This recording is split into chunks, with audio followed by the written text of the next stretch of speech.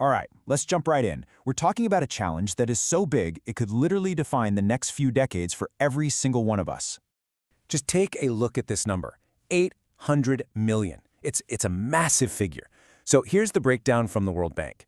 Over the next 10 years, we're going to see 1.2 billion young people, mostly in emerging markets, ready to enter the workforce. But here's the catch. The world's economy, it's only on track to create about 400 million jobs for them. You do the math. That leaves a gap, an 800 million person gap. That's 800 million people with talent, with energy, with dreams, and no opportunity. And look, this is not just some dry economic forecast, right? As one analyst put it, this is a ticking time bomb. And that really hits home. Because when you strip away hope, when you take away the chance for a better life from an entire generation, well, the consequences can be absolutely explosive. So what does that actually look like? What's the price of all that hopelessness? Well, it's pretty grim. We're talking about fragility, conflict, violence, and, yeah, mass migration. And this isn't theoretical. We've already seen it happen. Just look at Nepal. A whole generation, totally fed up with having no jobs and facing corruption, just took to the streets. The capital city basically became a war zone, and the government, it collapsed. That is what happens when all that youthful potential sours into pure desperation. Okay, so who's the person tasked with trying to defuse this global time bomb? That brings us to the president of the World Bank, a guy named Ajay Banga. Now, before we get to him, let's just talk about the World Bank for a second, because it's not what you might think. It's not your typical bank down the street. For 80 years, this institution has been all about the long game. I mean, they've financed everything from rebuilding Japan after the war to building up entire economies from scratch. Their one central mission: to end poverty on a livable planet. So you gotta ask, right? Why would a guy with a super successful private sector career want to jump into what can be a huge bureaucratic organization? For Banga, it was simple. As he put it, he wanted to make a difference and not be an armchair critic. He wanted to get in the game, stop just talking about the world's problems and actually try to do something about them. And honestly, his career gave him a pretty unique perspective to do just that. So let's dig into his background, because it really tells the story. So Banga's path wasn't the typical one you'd expect. No long career in public policy. Nope, his entire career was built on a massive global commercial scale. He started out in sales for Nestle in India, then he was leading PepsiCo's big expansion there. From there, he climbed the ladder to become CEO of Citigroup for the entire Asia-Pacific region, and then, of course, the top job at Mastercard.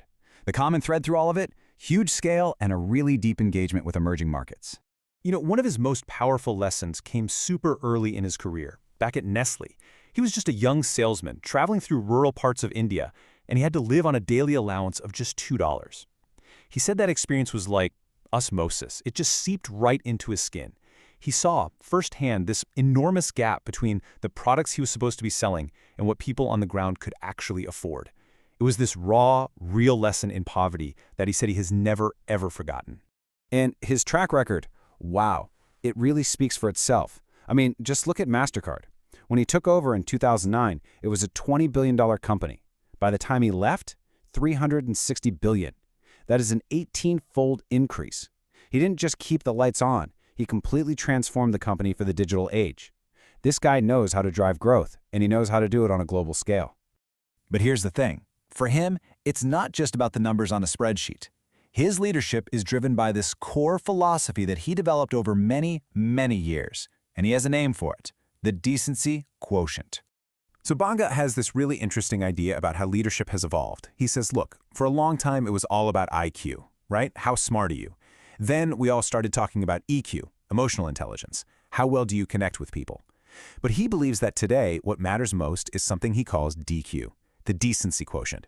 And what is that? It's pretty simple, really. It's about how much you genuinely care about your team and how invested you are in helping them grow.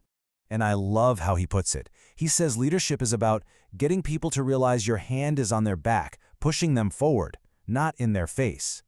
It's not about being aggressive or yelling at people. It's about being supportive. It's about letting your team know, hey, I've got your back. I'm here to help you succeed. Okay, so you've got this guy with incredible business experience and this really human-centered leadership philosophy. So how does he actually plan to tackle that 800 million job problem? Well, he's boiled it down to a 5-point plan. His plan is super focused. It targets 5 key sectors that he believes have the biggest potential for creating jobs. First up, you've got infrastructure. That's the bedrock, right? The roads, the ports, the power grids that make everything else possible. Then, agriculture and tourism. These are just massive employers. Tourism is especially powerful. You get more jobs for every dollar you invest than almost anything else. And finally, you have healthcare and what's called value-added manufacturing. Think about it. Instead of just exporting raw materials, you're making things locally, like pharmaceuticals. This moves the whole economy up the ladder, creating better-paying, higher-skilled jobs. But, and this is a big but, just picking the right sectors isn't going to cut it. Banga is very clear that you need 3 key ingredients for any of this to work. 1, you need that infrastructure. 2, you need good governance. Governments have to create stable, predictable policies. And 3, and this is maybe the most important part, you absolutely have to bring in the private sector. And this right here is the absolute key to the whole thing. Government money, foreign aid, that stuff alone can't solve a problem this big, not even close. Why? Because the real engine of growth is the private sector.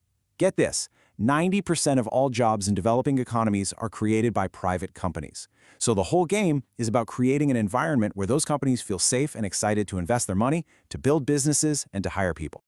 So I get it. You might be listening to all this and thinking, okay, that's a huge problem, but it's happening in places far away. Why should it matter to me?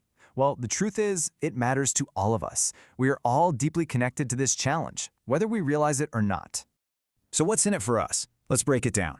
On an economic level, when these countries grow, they become stable markets for our own companies to sell their products and technology. That's just good business.